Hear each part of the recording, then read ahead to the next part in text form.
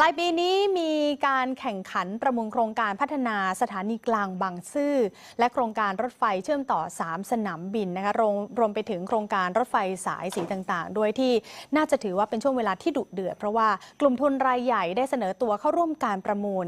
จากแรงจูงใจทั้งการเปิดให้ดำเนินธุรกิจเดินรถรวมไปถึงการพัฒนาพื้นที่เชิงพาณิชย์ด้วยน่าจับตาเป็นอย่างยิ่งว่าหากเอกชนรายใดชนะการประมูลทุกโครงการก็จะได้ประโยชน์จากจำนวนมากจากการพัฒนาระบบขนส่งทางรางของประเทศติดตามจากรายงานค่ะ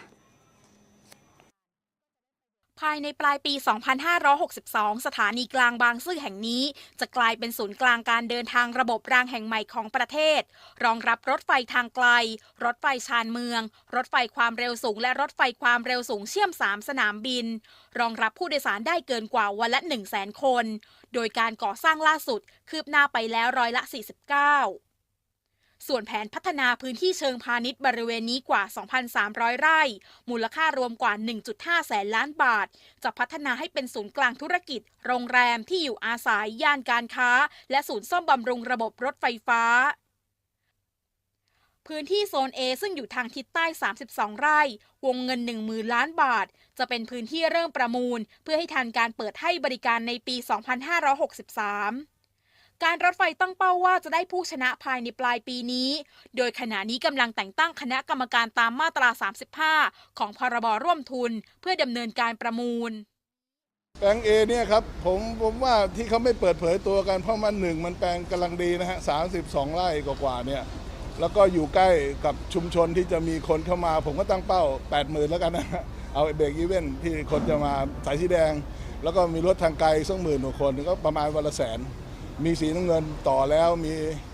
มีต่อไปได้สีน้ำเงินเพราะคนก็จะเดินทางถ้ามี100,000 คนเนี่ยผมว่าก็ mix use นะฮะมีที่ห้องสรรพสินค้าอาจจะมีโรงแรมเล็กๆอยู่แถวนี้ระดับ3 ดาว 4 ดาวให้คนที่ต้องเดินทางตอนเช้าตรู่มาพักค้างคืนแล้วก็เดินทางเข้ามาได้นะครับขณะที่เอกชนที่จะเข้ามาร่วมต้องเป็นกลุ่มทุนขนาดใหญ่ที่มีศักยภาพในการบริหารและพัฒนาที่ดินขนาดใหญ่ให้เป็นสมาร์ทซิตี้ใจกลางกรุงเทพมหานคร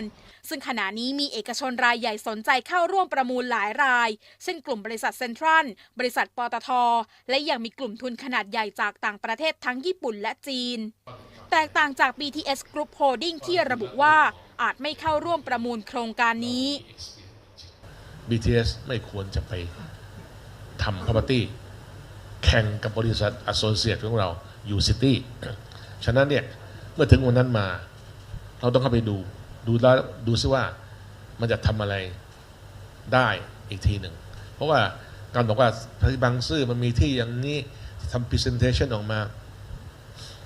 ผมว่าเป็นแค่คอนเซ็ปต์หน้านาทีนี้ผมมองนะครับเพราะยังไม่ได้ออกบาว่าราคาจะเป็นอย่างไร Term and Condition จะเป็นไม่ใช่ทั้งนั้นเลยขณะที่การประมูลโครงการรถไฟความเร็วสูงเชื่อม3สนามบินดอนเมืองสุวรรณภูมิอู่ตะเภาถือเป็นโครงการสำคัญที่ BTS Group Holding หมายตาโดยจับมือกับพันธมิตรอย่างบริษัทชิโนไทยและราชบุรีโฮลดิ้งเข้าร่วมประมูลแต่ก็มีคู่แข่งที่สำคัญอย่างกลุ่ม CP ซึ่งมีพันธมิตรจากนักลงทุนจีนหวังในเส้นทางนี้เช่นเดียวกันโดยเงื่อนไขสำคัญของโครงการรถไฟความเร็วสูงเชื่อม3สนามบินระบุว่าผู้ชนะการประมูลต้องรับภาระของรถไฟฟ้า Airport Rail Link และจะต้องพัฒนาพื้นที่สถานีมักกะสันสถานีศรีราชาไปพัฒนาในระยะเวลา50 ปีและต้องจ่ายค่าเช่าให้การรถไฟในราคาตามตลาดซึ่งรัฐบาลตั้งเป้าไว้ว่าโครงการนี้จะมีผลตอบแทนทางเศรษฐกิจสูงถึง700,000 ล้านบาทวิภูษาสุขมากไทย PBS รายงาน